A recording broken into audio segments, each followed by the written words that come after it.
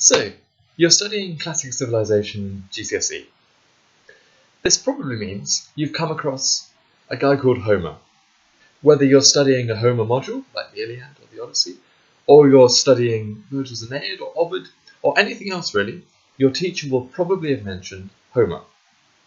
Now, in this video, I'm going to offer a few tips on studying Homer, and a few ideas about why Homer is so important to us classicists.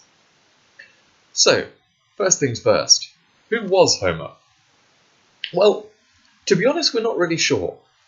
If you want to start an argument between classicists, you can probably ask this question.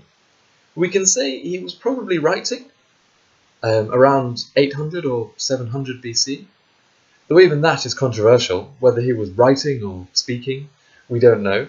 And he's telling stories about something maybe 500 years before him, at about 1300 BC.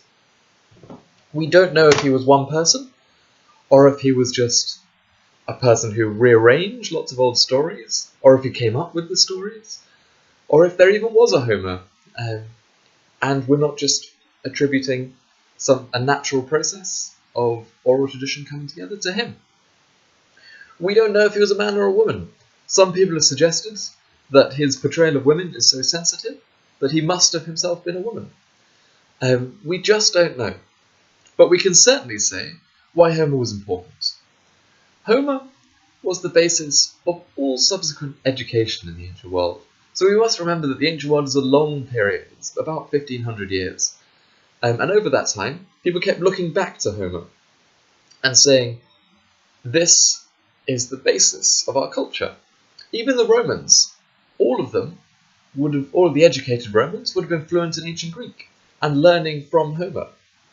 He was the inspiration of loads and loads of writers that came after.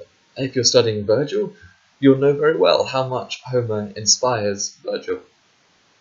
So, when we say something is Homeric, what do we mean by that?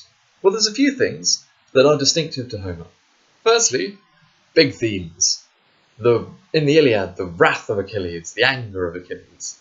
Or in the Odyssey, ideas of homecoming and what it means to come home. These are big, complex themes. We also have a couple of devices, as we say, that are distinctively Homeric. So, one of them is ring composition, where you start off talking about something. Menelaus was like a lion. You then go on a big digression and go into great depth about something else, and then you come back at the end and say, and so Menelaus was like a lion. And that's called ring composition. It's very distinctive to Homer. And the third thing is similes, like, just as. Homer loves a simile. Lots of comparisons of people to animals, to farming, to the sea, all kinds of similes. He loves them. So, how can I use all of this? How can I use it to improve my essays? Well, understanding Homer and a bit about who Homer was gives your essays more context. It gives them depth. And all of this adds up to increase your analysis marks. It displays a broader understanding of the subject to the examiner, and they absolutely love it.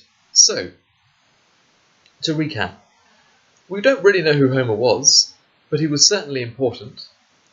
There are some distinctive features, and we need to know all of them to achieve the really top grades in our exams.